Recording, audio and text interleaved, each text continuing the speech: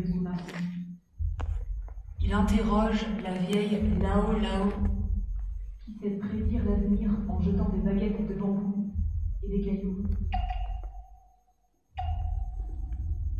N'envoyez pas votre armée, Majesté, dit-elle. Cela rendrait la tigresse.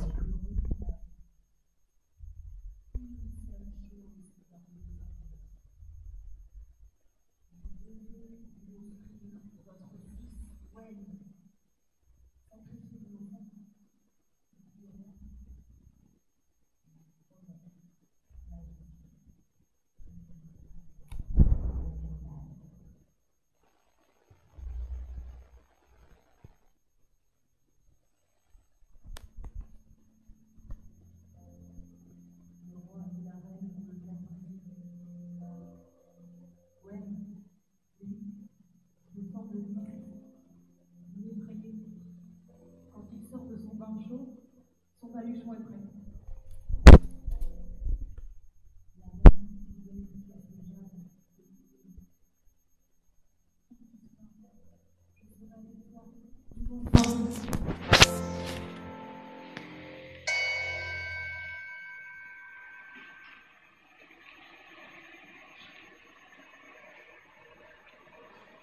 Au lever du jour, le roi emmène Wen jusqu'à la grande forêt. Maintenant, tu dois continuer seul. Au bout de ce pont se trouve le territoire de la tigresse. N'aie pas peur, il ne t'arrivera aucun mal. Je n'ai pas peur, répond Wen.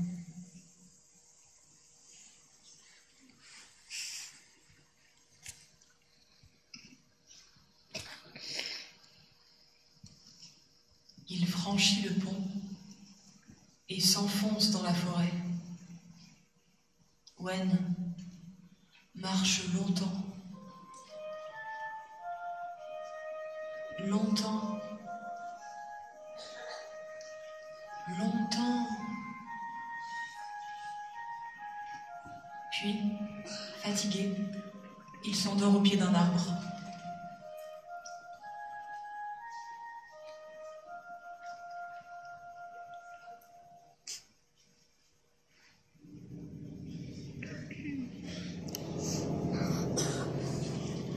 La tigresse a senti l'odeur de Wen. Elle s'approche. À l'instant de se jeter sur lui, tout à coup, un geste lui revient. Elle le prend dans sa gueule comme elle prenait ses petits. Et soudain, toute sa colère la quitte.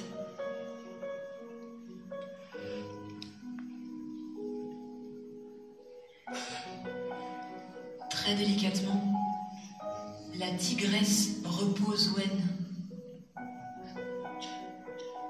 et s'allonge contre lui pour le réchauffer.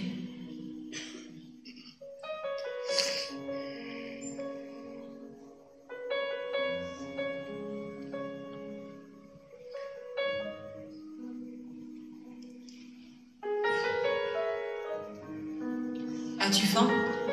Lui demande Wen à son réveil, en lui proposant les provisions de son baluchon. Sais-tu danser le tambour royal ?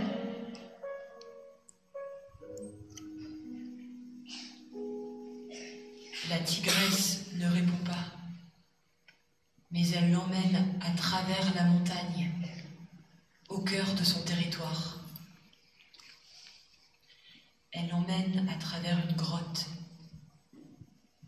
Cette grotte est un passage.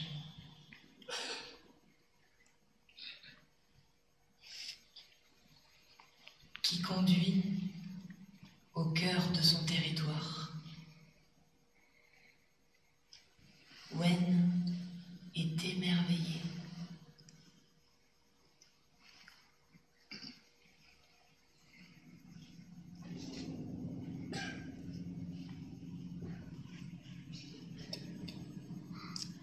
Un jour, à l'heure de la sieste, Wen découvre une pointe de flèche dans le pelage de la tigresse.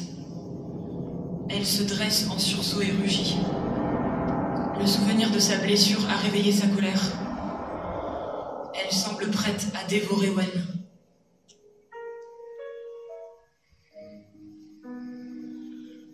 Mais à cet instant, les yeux effrayés de Wen rappellent à la tigresse le regard de ses petits.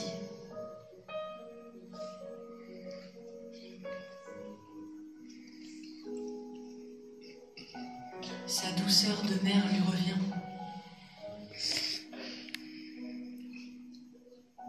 Elle prend très doucement Wen dans sa gueule pour le rassurer. La tigresse n'attaque plus jamais les villages. Elle veille sur Wen jour et nuit et lui apprend tout ce que doit savoir un petit tigre.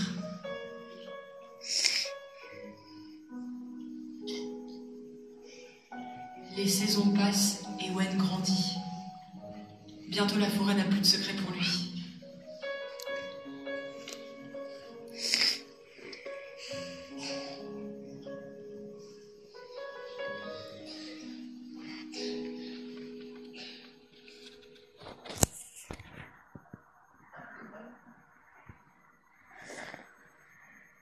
Mais au palais, le roi et la reine sont malades de chagrin.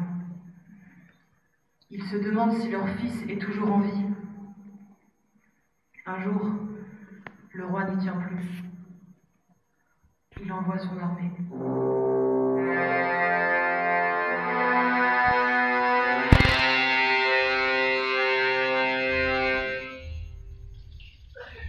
Les soldats se déploient dans la forêt et allument des feux. Wen et la tigresse sont pris au piège.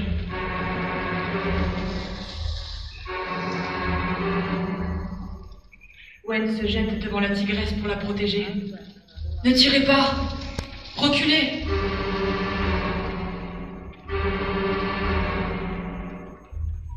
Soudain, une voix de femme s'élève. « Laissez-moi passer !» C'est la reine. Elle traverse les rangs des soldats et court vers son fils. Wen reconnaît aussitôt le visage de sa mère.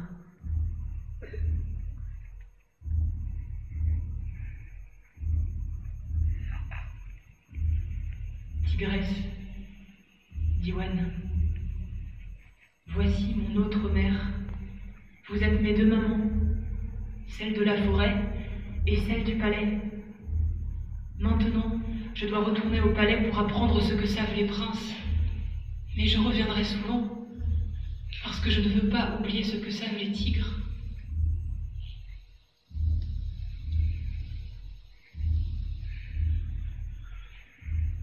La tigresse s'éloigne, lentement, et disparaît dans la forêt.